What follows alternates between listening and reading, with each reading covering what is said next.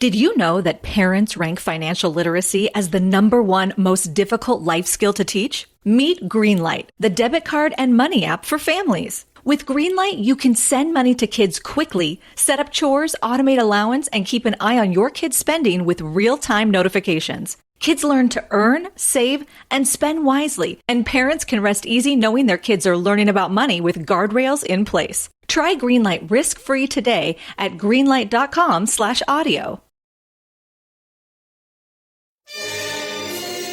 It's the Opperman Report.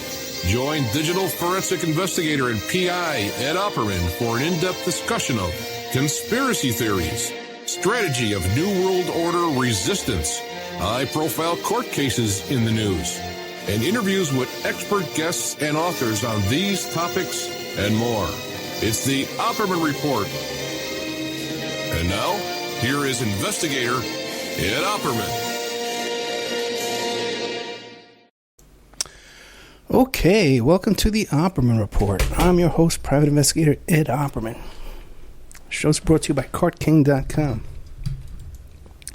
It's cart-king.com. The number is 877-986-7771. Let's see here. I read this every week. Have you ever thought about opening your own mobile cart or kiosk business? Of course you have. Perhaps your current business wants to add multiple point-of-sale locations across the country. Maybe the facility you manage could kickstart revenue by adding coffee, food, or retail services. Well, Cart-King.com can be the answer to your needs. Cart-King.com is a North American designer and manufacturer of the finest mobile retail coffee and food kiosks that money can buy. For 20 years, Cart-King.com has been working with clients and corporations across America to provide indoor and outdoor carts and kiosks for any application. And they do. They build those big ones, like those big fireworks stands or the big food, hot dog stands you see next to Little League fields, you know. Or, you know, the little coffee carts you see in the lobby of the hospital, you know, or in the mall, a flower cart. Cart-King.com. So you go to the website Cart-King.com. You check out the design you like. They'll custom design it for you. They'll custom build it for you. They'll ship it worldwide. 877-986-7771. When you give them a call, tell them Ed Opperman sent you from the Opperman Report, and you get a good deal. Okay, let's see what else is going on here. Remember, I'm Ed Opperman, president of Opperman Investigations, digital forensic consulting. My website's emailrevealer.com if you need an online infidelity investigation, asset search report, adoption investigation. Emailrevealer.com. All your PI needs. Everybody needs a PI. Just spent an hour on the phone with a client whose son is in jail. Heartbreaking situation here. So when I do the show Friday nights, who cares? Anyway, just I'm exhausted. Let's put it that way. Okay. By the way, a good way to listen to the show, if you enjoy the show, you don't have to wait for Friday night. You don't have to wait for Saturday night. You can listen every day. For when we do 1 hour shows 6 days a week. Well, we do 1 hour shows 5 days a week, Monday to Friday, then a 2 hour show on Saturday at 8 a.m.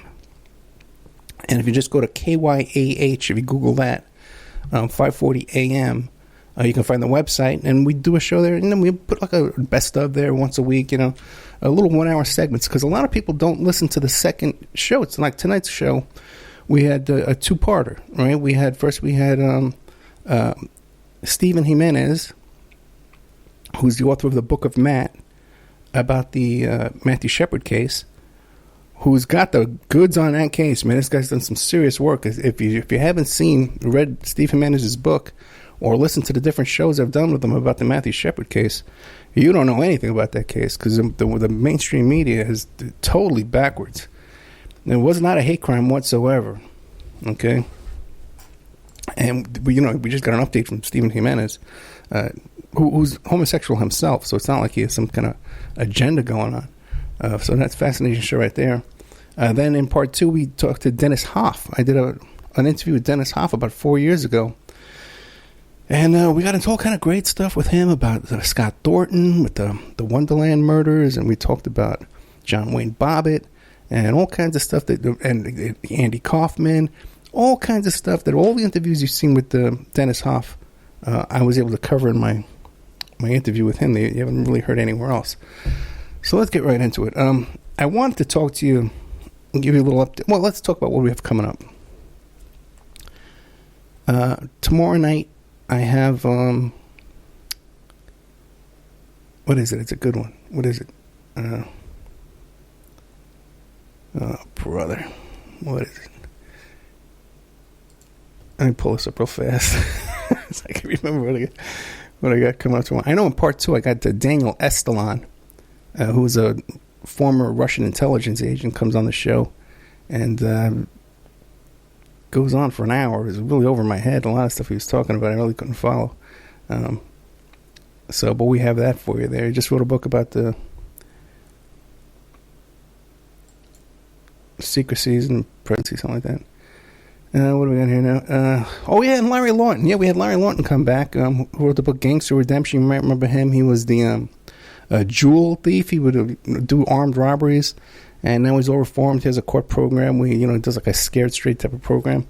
I had him on for an hour, too, so that's playing tomorrow. Tomorrow I'm taping with this gentleman who has some kind of exclusive information about the Atlanta child murders.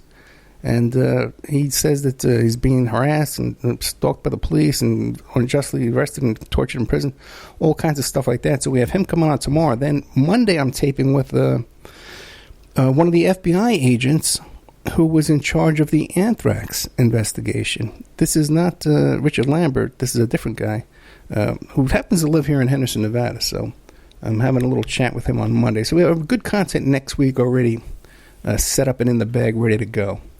Now, when I did the show about with Stephen Jimenez about the Book of Matt, I said during that show, I says, I'm going to do a whole show one day about the Westboro Baptist Church. So I'm going to share a little information with that right now with you. Okay? There's so much misinformation in the mainstream media reported about the Westboro Baptist Church. First of all, as of today, Fred Phelps, who was the patriarch of that group, because it really isn't a church, it's really a family. And there's about 40 members of the family and their extended family and cousins and whatever that make up this church. At one time, he was a legit pastor. And when he came in and took over this church, immediately he disassociated and broke off with the other Baptist churches in the area and started this fanatical operation there. Basically, the only people who hung on were his own family.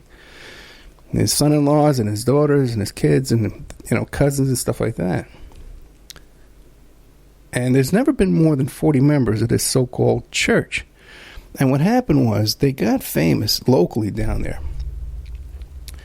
because they were convinced that there was a nearby park and that there was homosexual activity going on in this park. So they would go there and they would protest, and they started getting all this press and all this attention locally down there. And this is around the time, too, they when fax machines first came out, they had a whole bank of fax machines there at their offices at the church. They have a church building, and they would send faxes to local politicians and stuff like that, just and berate them with faxes all day long. I think they even had a restraining order placed upon them at one point. But this is not a big operation.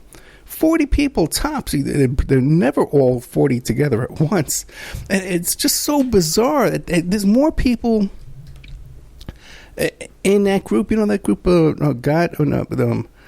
Blacks for Trump. Maurice Simonet, we had him on the show here. There's way more people in his cult than there are in the world. And they murder people. Pretty much the same beliefs, too, about homosexuality, too. I don't know what it is about this Westboro Baptist Church that gets them so much attention, except the Matthew Shepard movie, which portrayed them as taking over the town, and they had hundreds of members, and they had big signs. And when the poor Matthew Shepard's family had to walk up the steps, they were hitting them with their signs, God hates fags. And they were never near the courthouse in Laramie, Wyoming. They were only in town for about 10 hours because none of the motels would rent them a room. So they came down in a motorhome. How many people fit in there? 12 tops? Think about it. And then they were forced to stay at a parking lot like 6 blocks away from the courthouse. And even then, they had these people, these protesters dressed up as angels with wings, and they cordoned off the area around them. So all that stuff you see in those movies, those Matthew Shepard movies about the Westboro Baptist Church harassing people and stuff, that's all made up, So it's fascinating. I wonder what, and they spend about $200,000 a year traveling to different areas picketing, and I guess most of that comes from their own, employment. But some of it must come from donations, and if we would just stop giving them attention, they would shrivel up and go away. But for some reason, they're just still giving us attention. I've tried to book 3 former members of that family, the Phelps family, to come on the show. They've written books, and they come out and talk about it. But for some reason, I can't get them to come on the show with me. I'm still working on it, though. And hopefully we'll get that going one day and do a fuller expose on the Westboro Baptist Church. In part 2 of our show this evening, we had Dennis Hoff.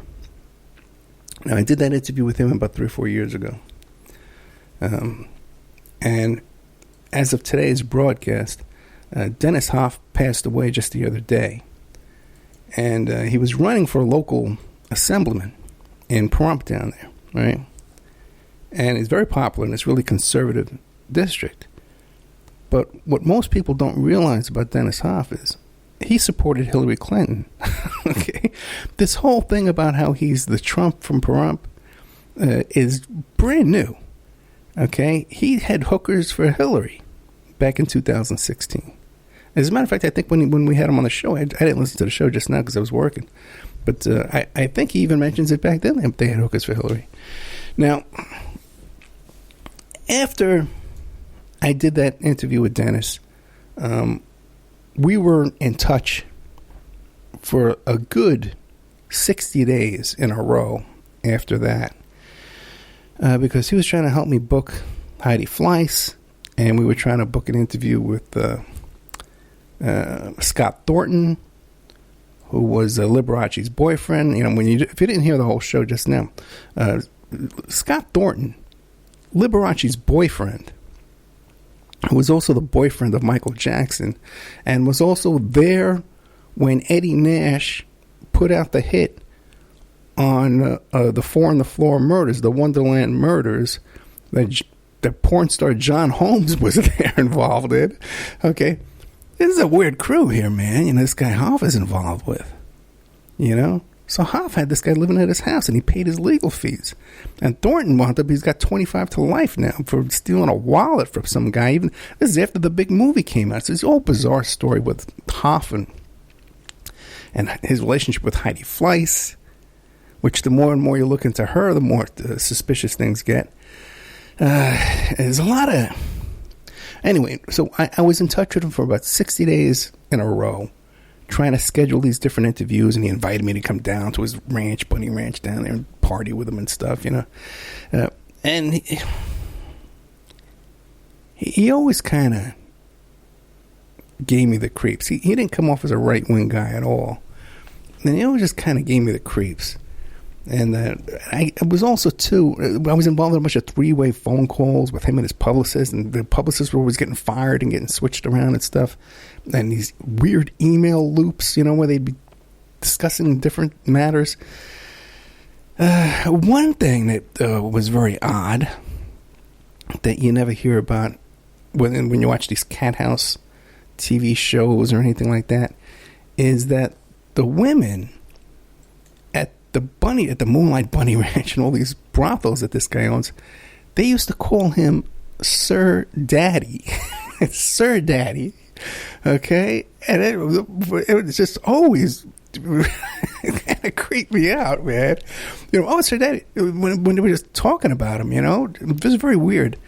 And, since that interview, too, there's been some very, very serious allegations about him. In 2016, one of his former workers basically claimed that she was raped by him. She had unwanted sexual contact. She was forced to have sex with him then as an employee. And then another one came out in 2017. Okay? Now, And also, too, this coincides, too, with his own girlfriend there, or his wife, whoever that girl was that we interviewed.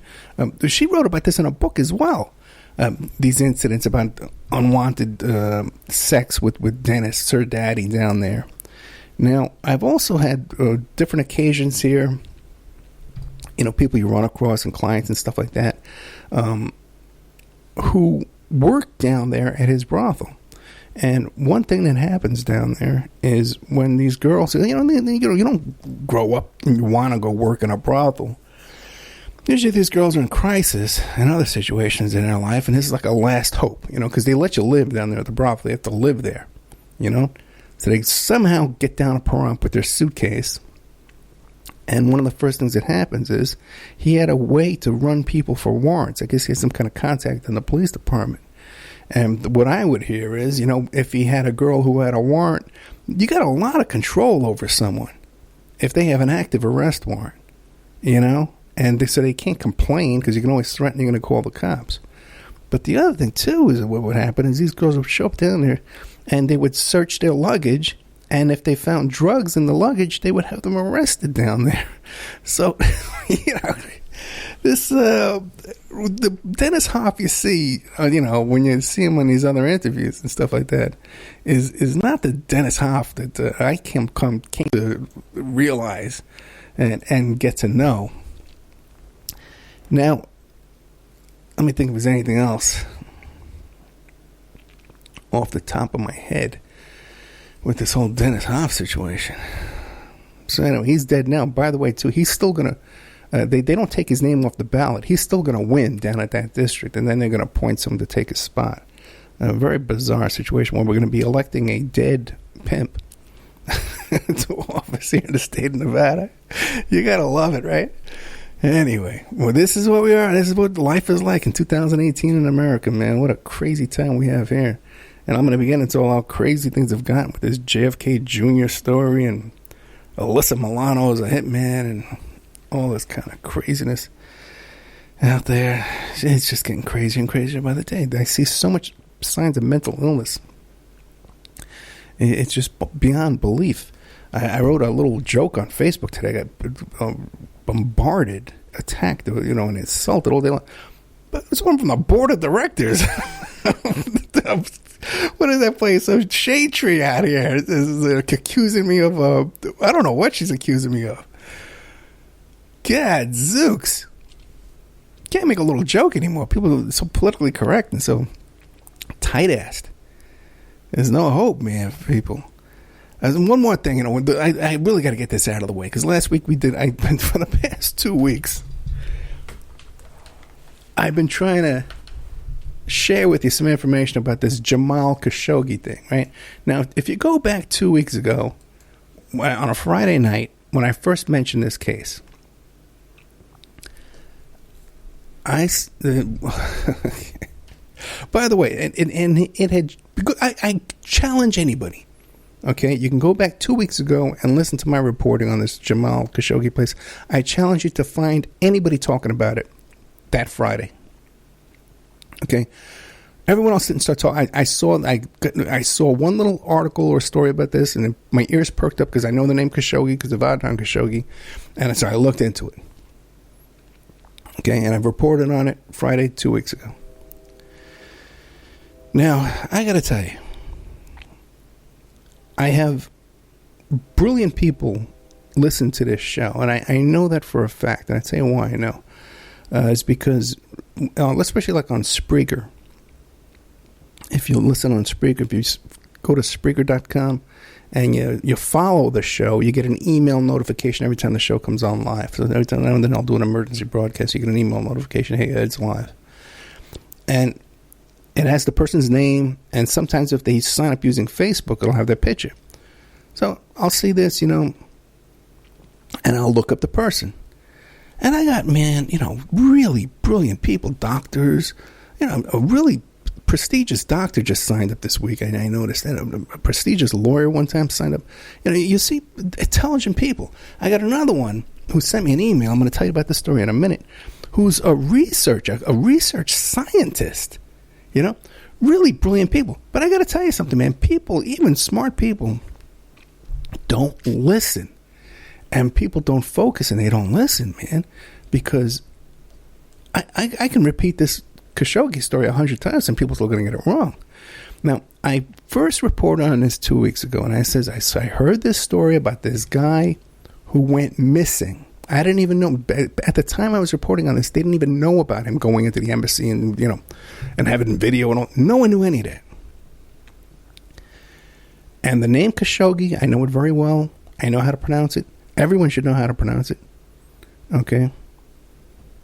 And I looked it up.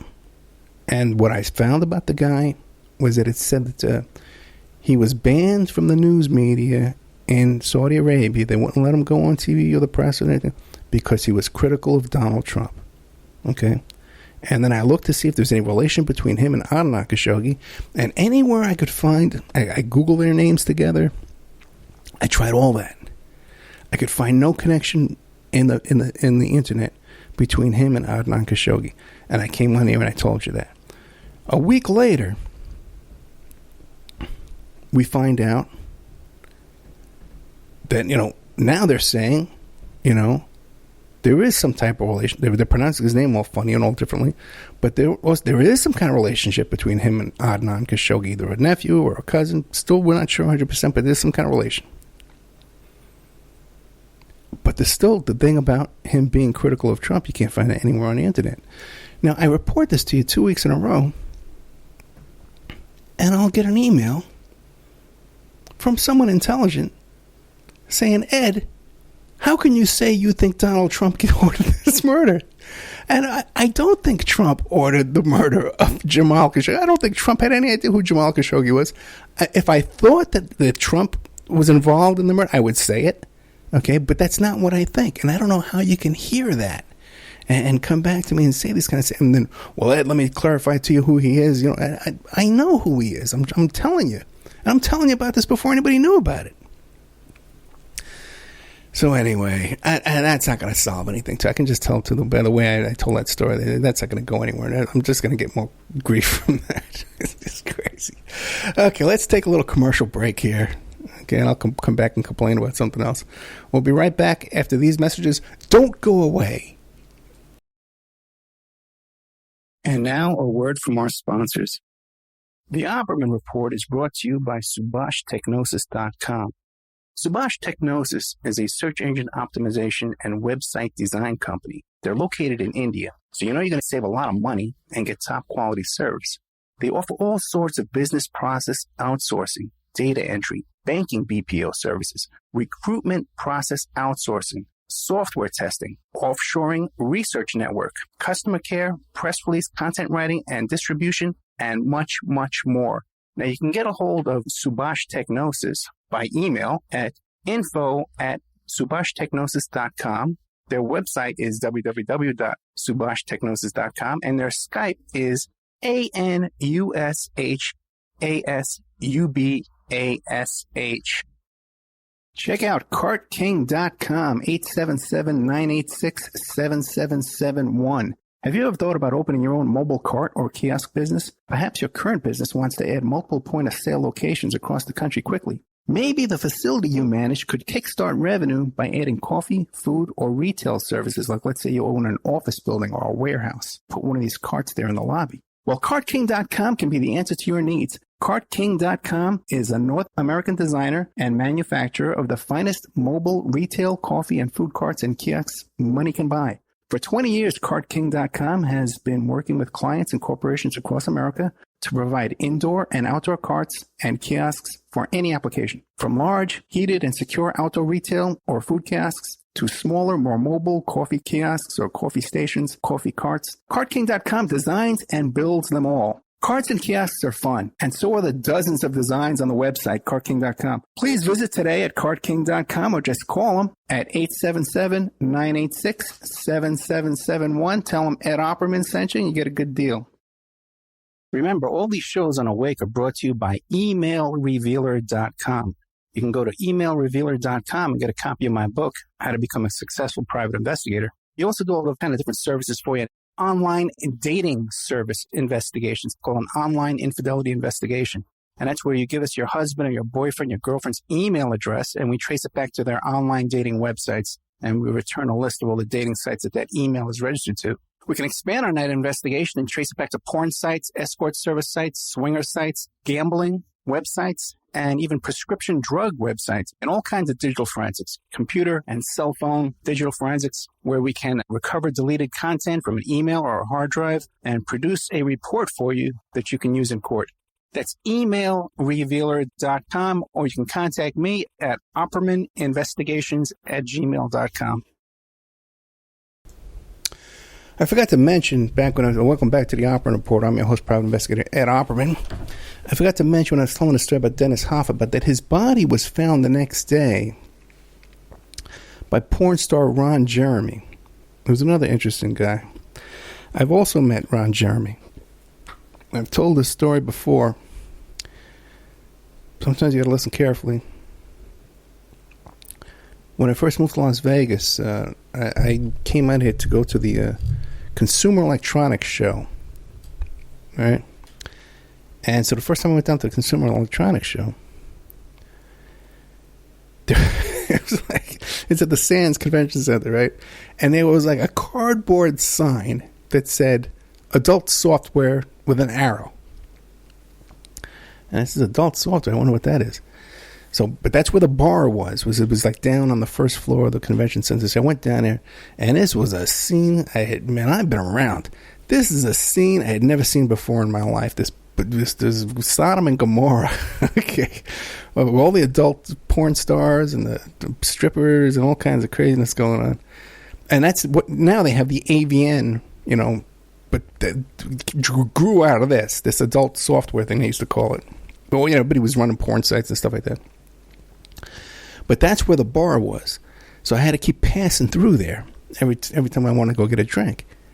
And I would go down there, and I'd make my way to the back where the bar was, and I'd make my way back up and go upstairs and do my, because I was in a beeper and cell phone business, so I had to go up and, visit my clients and stuff. But what happened was, it was such a madhouse down there, because that's where everybody was. To get from one end of the place to the other would take like an hour. So I figured out this way to go. I found like a little hallway corridor thing in the back that I could pass through and take a shortcut. So, and then I'd be coming back with my drink. And I started chatting with Ron Jeremy, right? And I saw him, and then he sees me again like a minute later. Right, and he says, "Well, how'd you get through that crowd so fast with a drink?" He said, "It's all the way at the other end. How'd you get through here? This place is a madhouse." And I says, "Look, come here. Look, I found this little shortcut. I'm going to show you to you." So then every time I'd pass by him, we would chit chat and talk and stuff like that. So I've told this story before from another angle. So go back and see if you can piece it together, because it's important stuff. Okay. So, okay. All over the place today. I was saying before, though, about how intelligent my audience is. I got a very well-written email this week. And the person, I looked him up. Clinical research scientist from a big hospital university. Okay? And I get an email, and it says, "Mr. Opperman, do you plan to issue a public apology to Mr. Trump, to President Trump? Because after all, you were wrong about Stormy Daniels. And now her defamation case has been thrown out in court, and she has to pay Trump's legal fees. So this proves that she was lying about Mr. Trump, and she was making the whole thing up." And he even says, too, because we all know that the only defense to a defamation lawsuit is the truth. So this proves that she was not telling the truth, and Trump was telling the truth. Now, this is a smart guy. A very well-written letter. Okay? I just butchered it, but I looked him up. Intelligent guy. Clinical research scientist. Okay? But he's clueless on the facts of this Stormy Daniels case. And when I first, what's this guy, an idiot? He's not. He's a smart guy. But then I'm riding in my car and I hear Rush Limbaugh, and Rush Limbaugh is saying pretty much the exact same thing. The case was thrown out, and it was proven a lie, and everything she said was a lie. Well, no, it's not at all what happened with this case. And by the way, when this first came out, I posted a link about it right away, man, because it's news. The case was thrown out. Not on the facts of... And by the way, first of all, what this lawsuit is about is... The first lawsuit still stands, and that's the lawsuit regarding the non-disclosure agreement that she has with Trump. That's the one, where they're suing Trump and they're suing the other guy, Michael Cohen. During the course of that news about that, Avenatti says, hey, we were threatened. We got a sketch of the person threatened. We believe he threatened us on behalf of Mr. Trump. Trump called Stormy Daniels a liar. Stormy Daniels sued Trump for defamation. That's the lawsuit that was just thrown out. The reason why it was thrown out is not because they had a trial and the judge ruled that it wasn't true, and then the only defense is the truth. All that nonsense. It was thrown out. A very interesting ruling that I would not have predicted. It was thrown out because the judge ruled that this was political back and forth, political banter, political arguing going back and forth, and politicians, we can't have lawsuits, defamation lawsuits every time a political debate is going on in public. Very interesting ruling. It could get overturned. I don't think it will. Very interesting ruling. And I can see how Avenatti wouldn't see that coming, because this is a normal tactic, which if you have a case that's beyond the statute of limitations, you'll egg them on the other side, that they'll say something defamatory about you, and then you sue them for defamation. You get the case opened up. Then Gloria Allred knows this tactic. Keith Davidson knows this tactic. Avenatti knows this tactic. This is a well-known tactic. It's tried and true. It works. Now, I've talked about this many times. I've been involved in several defamation cases.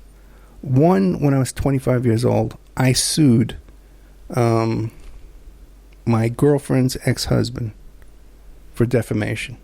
Okay? We were investigating about something else for my girlfriend's divorce. And we sent a couple of Bo Dietl's guys over to talk to him to buy a car. And we got him on tape. He was making these accusations against me that I was flying to Arizona and coming back with 2 suitcases full of drugs. Now, at the time, I kind of was. I wasn't flying. We were coming back in trucks. I wasn't coming back with suitcases. But, it was sort of true. But still, there was no proof of any of that. And I sued him for it. I was the plaintiff in a defamation lawsuit. And ultimately, I prevailed in that lawsuit because we had an altercation later on, and I was able to get him to drop criminal charges against me, and if I had agreed to drop the civil lawsuit. Everyone knows, too, I was involved in a defamation lawsuit as a witness for Art Bell. There's a $60 million defamation lawsuit. And again, my participation in that, it was my affidavit who pretty much resolved the whole situation. I've also been involved as an investigator about 100 times, compiling evidence of online defamation and slander and libel, that kind of stuff. Capturing the evidence of online defamation, tracing it back, proving this is the person, and we've identified the person who wrote it, that kind of thing, preparing for the case, creating exhibits for the case. Now, out of all those, okay, I've been a plaintiff, I've been a witness, I've been a investigator, and I've also been threatened with defamation a couple times. Since I've been doing this radio show, I had a couple of threats. And I kind of fell for a little trick. There's a little trick you can do whenever I can't talk about it, but I kind of screwed that up. But going forward, I'll be able to talk. If I ever get another letter like that, I know how to handle it now because I didn't know before. Okay. So I know a little bit about it. And by the way, too, okay, out of those 100 cases that I've worked on where I've compiled, do you know how many of all those cases, either as a plaintiff or a witness or an investigator or a potential defendant, how many of those cases went to trial? 0. None of them did. I was a consultant on another defamation case in the past couple of years. That was a big high-profile case in the news. Okay, that I'm not bound by any kind of confidentiality with that, but it would be bad form for me to talk about it. But it was a big case, man. I'd love to talk about it. But, what are you going to do? Out of all those cases, none of them went to actual trial because, first of all, no lawyer is going to take this case unless it's an insurance company on the other side. And no one's going to... People settle those cases. Or they just dry up and go away. But they hardly ever go to trial. Ever. Okay? So this whole idea that Stormy Daniels was caught lying to the president, is totally false. It was thrown out because the judge ruled that it was political banter and political debate. Had nothing to do. But it is interesting, though, how we have people like Sean Hannity and Rush Limbaugh running around saying, "Oh, it was thrown out because it was proven everything she was accusing was a lie." That's totally not true. And you got to wonder, man, if and by the way, too, this is going to come out too. The whole relationship is going to. Oh, you know what though? Let me hit you with this. The original lawsuit, the one about the non-disclosure agreement, that may be ruled. Because there's also she agreed when they signed that contract, when they went to that deal, that they would be, it would go before a mediator. It would go before arbitration or mediation, that it wouldn't go to a civil court. So that could get thrown out on those grounds. Normally, that's exactly what would happen when you sign a lease or something like that, or you go into an agreement with someone, you agree to mediation. If they sue you, the judge just throws it right out. Says, no, you have to, refers you to the mediator. But the thing is, in this case, because it's so, high profile, the judge might say, hey, I'll take it. Yeah, so you never know. Let's see what happens there. Okay, let's see. Let's check on my time here, my notes. I kind of feel like I'm going all over the place tonight. Like I'm not throwing you good information. Let's see. Oh, boy. Oh, man, I tell you. A few months back, I reported to you about some really disturbing stuff that I found on YouTube. That's, it's just unbelievable, man. And there's so much of it. And basically what it is, and I got to be really careful when I do this, because I know there's a lot of sick people who listen to this show. And I don't want to encourage people to go looking for this kind of perverted material on YouTube, but I know there's some out there that's really into it, So I always got to be careful with that. So what I found was back then was all these really sexualized videos of little kids, like little girls, 7 years old, 8 years old, and bathing suits and bikinis and doing these different activities and stuff. And it's really hard to find. Like, you can't just put in a 7-year-old girl in a bikini, and you come up with this stuff. It doesn't come up that easily. I stumbled into this. And then once I'm in it, how YouTube suggests things to you, you got to follow that little trail, follow their suggestions, and then you're bombarded with all this stuff. The comments in there are all sexualized about these little kids. So there's no way YouTube cannot be aware of this. There's the videos. If you log out of your YouTube and you go to try and visit, they're marked as adult content. A YouTube video of a little 6-year-old girl is marked adult content. You have to sign into your account to go visit it. And the YouTubes are monetized. And you know what the ads are on there right now? They're all Republican campaign ads on all of these things. There was another one for Oral-B, the tooth, Oral-B, what's that thing called? Toothbrush, electric toothbrush. But that's about it. Every other one was a Republican campaign ad. Every single one. For here for Nevada, you know. Oh, God, zooks. So anyway, man, when I found out, I was all shook up about it. And I don't know what made me go back and says, only take a look and, down this road again. But I did. And what I found was even more disturbing. There's a whole nother level of this stuff that involves incest. And it's really, really creepy stuff, man. And by the way, too, these videos, man, they have like 500,000 views, 1 million views, So it's not like a secret, man. And I'll tell you something else. If I were to put talk about this, in the title of my video, or when this show goes, because my shows do go up on YouTube. If I were to talk about this, and YouTube, and put in the title, with the things I'm talking about right now, in the description or the title or the tags, it would get demonetized. YouTube would demonetize me for talking about these other channels that are monetized, that are adult content, and of little kids in sexualized positions. And now I'm finding in incest positions. And the incest stuff, okay, is not actors. These are real fathers and daughters. Hey, what are you? Report it, Ed. Yeah, what are you going to report it to? No one gives a damn about this stuff. Okay, let's take a commercial break. When I come back, I'm going to finish up going even more deeper into insanity with all this stuff going on out there with JFK Jr. being alive, and Alyssa Milano being an assassin, and this poor guy Vincent, what is his name? Fasco, I think it is. I'll find it. Oh my God. Okay, well, anyway, we'll be right back after these messages with more just complete insanity.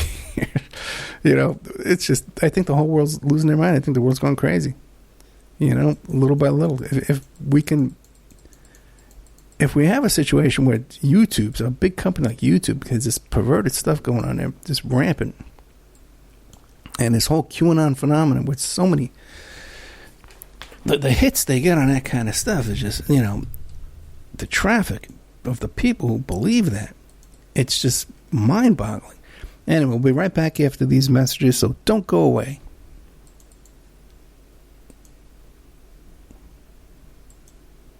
And now a word from our sponsors. The Opperman Report is brought to you by SubhashTechnosis.com. Subash Technosis is a search engine optimization and website design company. They're located in India, so you're going to save a lot of money and get top quality service. They offer all sorts of business process outsourcing, data entry, banking BPO services, recruitment process outsourcing, software testing, offshoring, research network, customer care, press release, content writing and distribution, and much, much more. Now, you can get a hold of Subash Technosis by email at info@subashtechnosis.com. Their website is www.subashtechnosis.com, and their Skype is ANUSHASUBASH.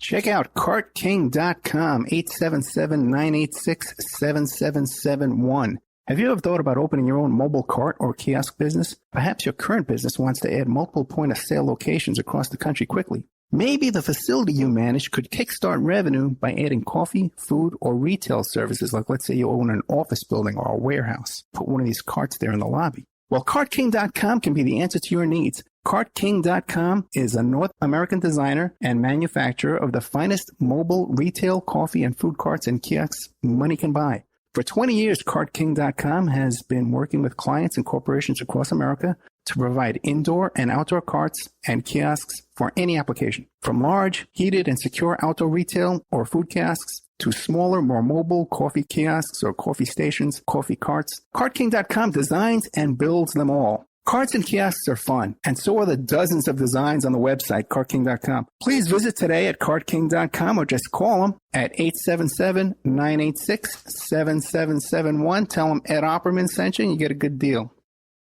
Remember, all these shows on Awake are brought to you by emailrevealer.com.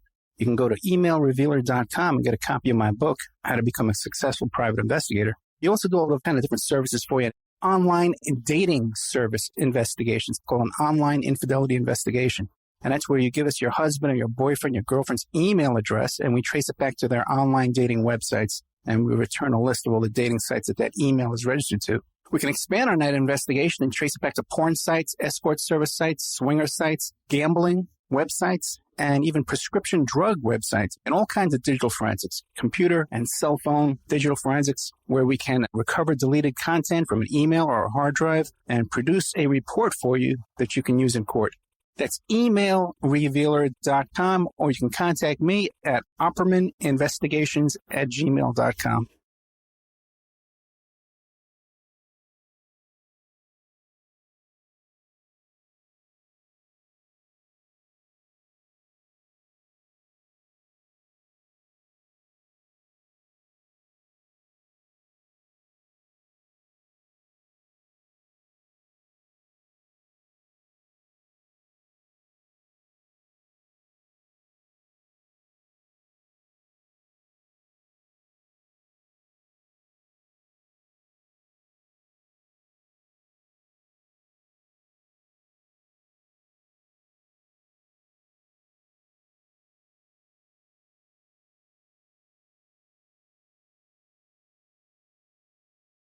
Oh, boy. Okay, welcome back. Welcome back to the Opperman Report. I'm your host, private investigator, Ed Opperman. And I got to tell you, it's confirmed to me the world is freaking insane. And I've just about had it. Hey, okay. So what's the latest? Now, if you're not familiar with this QAnon fascination, the theory is that this character showed up on Reddit about a year ago, I guess, and called himself Q, right? And what he was a deep insider with a high security clearance, this Q security clearance, blah, blah, blah, all this nonsense, right? And the first thing he comes out and says is that Hillary Clinton's about to be arrested next week. Okay, and he writes in this bizarre little fortune cookie clue, in his bizarre thing. And originally he said the reason why he had to present his information like that is because, well, if he didn't, the government bots would show up and shut him down. So he had to post it like that to trick the bots. Okay. Well, since then, obviously, Hillary Clinton has been arrested. And he has this whole thing going on, too, where he's saying that this whole Mueller investigation is really Trump's investigation of the Clintons and Obamas, and he's going to take them all down. He's arresting pedophiles, all this kind of crazy nonsense. And he has to talk in this weird fortune cookie clues. He can't just come right out and say something. Well, because if he did, they'd come and shut him down. Well, now everybody knows about him. There's front page articles about this stupid phenomenon. But he's still talking in the stupid clues. Okay, he hasn't stopped. And of course, none of these things he's predicted has ever come close to being true. But still, there's this group, a large group of Trump supporters that believe this is real. And I guess they have to believe it, because otherwise, you'd have to come to the realization that, Trump's going to prison, whatever. The Mueller investigation is going to prove all this stuff. He's a crook involved with all this shit. So, I told you last week or the week before that this same QAnon group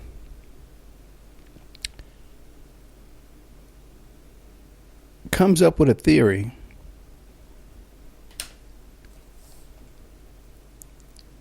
Yeah, I gotta tell you. I've just about had it. This whole QAnon group comes up with a theory that Alyssa Milano from, what was it, Saved by the, Who's the Boss? The little girl from Who's the Boss with Tony Danza was there at the Kavanaugh hearings as part of an assassination attempt on Kavanaugh. And if you didn't get to the whole end of that show, listen to that old bit, man, forget it. I go into detail her whole story about how she was, the QAnon folks were convinced that she was involved with an assassination plot. Okay? So you got to believe that too. Okay? And, or you got to assume that this whole QAnon Trump supporter group is just crazy and lost their minds. Okay? Or just so incredibly gullible that they'll believe anything. Well, it gets better because there's been more since then. And what the theory is now, okay, what the theory is now is that JFK Jr.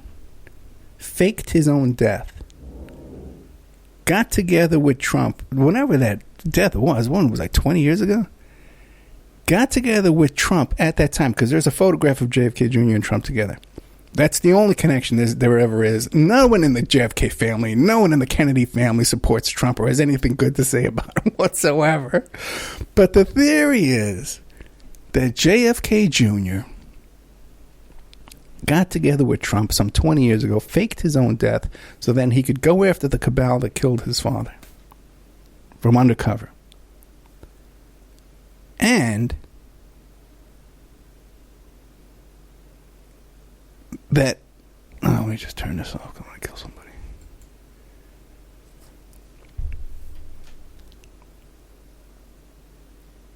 So he's been working on his plan all along. Okay. And I guess he's known about he was going to use the name Q all along. Some people actually think it's JFK Jr. writing the Q. And that somehow, and not only did he know about this in advance, but even his grave site is supposed to be like shaped like the letter Q. Turns out that's not even his grave site, but they have an overhead picture of a Q, and these people buy all this. Well, it must be him. So then they come to this conclusion even more that there's this guy Vincent Fasco, I think his name is, who again looks nothing like JFK Jr. Not even close. But they think it's JFK Jr. and JFK Jr.'s wife, who died in the plane crash with him, they think that they see them standing by Trump at these rallies. And they're convinced that this guy, Vincent Fasco, is really JFK Jr. Now, by the way, the Washington Post was able to track down Vincent Fasco and to ask him, hey, do you know anything about this? Now, it turns out this Vincent Fasco character, I hope I got the name right. I got a million people here bombarding me here right now. I'm going to put the phone down in a second, go out and kill somebody. Okay? I just about had it. But it turns out that this Vincent Fasco character he's converted a van, and he's traveled around to all the Trump conventions, and he gets online back there to stand behind Trump. Now, actually, this whole business about standing behind Trump is not being vetted whatsoever, because Michael the Black guys from that cult, he's back there all the time too. Michael Simonet, I did an interview with him. It's in the member section. Check that out. The guy was involved with this Yahweh Ben Yahweh cult that killed 13 people. He was charged with murder, trying to cut a guy's head off with a dull machete, and he's standing by Trump giving the thumbs up. So we got this other guy, Vincent Fasco, standing behind Trump too. The people are convinced is JFK Jr.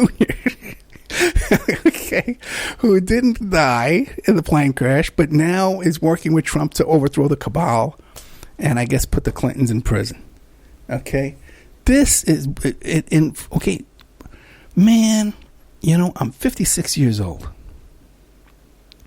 If you would have told me 10, 20 years ago that people would be talking about these kind of things like there's somehow reality, or that they're not completely insane, I wouldn't have believed you. But it's just like, my mother was born in Cuba. My mother was a Cuban woman, right? And when she used to tell us these stories about when she was little, that one time all the people in her little village there in Cuba were convinced that the sun was coming down on them and was going to burn them all alive, and they all ran to the ocean to go get in the water, right? Because people, in a small town like that, rumors and fear things, spread like wildfire. Rumors spread, and superstition spreads like wildfire. Just like, in the old days, the Salem witch trials, they thought people were a witch and all this kind of different stuff. And this is what we have now with the internet, these bizarre rumors and these bizarre theories, all just spreading like wildfire and people believing them, no matter how ridiculous they are. Alyssa Milano is not an assassin, okay? And we get into all that step by step last week. JFK Jr. sadly is dead. He died in a plane crash. It could have been an assassination. We've had people on talking about that. It probably was. Again, the motive is unclear, because that whole business about him planning to run against Hillary, that's none of that's confirmed. I've looked into that very carefully. But this idea that he's somehow traveling with Trump and would betray his whole family, and no one else in the family supports Trump, but that JFK Jr. would, and then for what reason would he go and stand behind Trump at a rally if he's really undercover and he's Q and all this? None of this makes any sense logically if you just stop and think. But it's just like this pervasive mental illness that we're seeing at every turn. And I don't think it's by accident. I think, just like I said, YouTube makes you crazy, and they suggest these things that are more bizarre. You get involved in Q, and the next thing you believe in this Alyssa Milano, you believe in this Vincent Fusco, the JFK Jr., you believe in all that stuff. Because they're telling you. And we know that the FBI is coming out and they're telling us, and even Facebook is telling us about these fake bot accounts. How much, if we know that the Russians are doing it, our own government's not doing it? How easy would it be, by the way, too? We see it happening on Facebook. How easy would it be to manipulate, social engineer, and psyop people in a format like Reddit or 4chan or 8chan, where everything's anonymous, and where you could plant things in there galore? I got a whole thing I'm working on here that I can't announce it to you yet. But in fact, tonight's show, I was almost going to name it A Moment of Clarity, if you're familiar with that phrase. Because I've definitely had a moment of clarity where I've come to certain realizations about that. I'm going to lay it out for you and really write this out elaborately and concisely and get all my thoughts out there to you. Okay? But I've come to some conclusions about it. It's like Dave McGowan type stuff, man. Really broad stuff. And I think if Dave was around, he would agree with me. Anyway, listen, the show's over, okay? And I'm being heckled over here like crazy. If you enjoyed tonight's show, please check out OppermanReport.com. That's where we have our member section. The Dennis Hoff show was in the member section. It's still in there now if you missed it.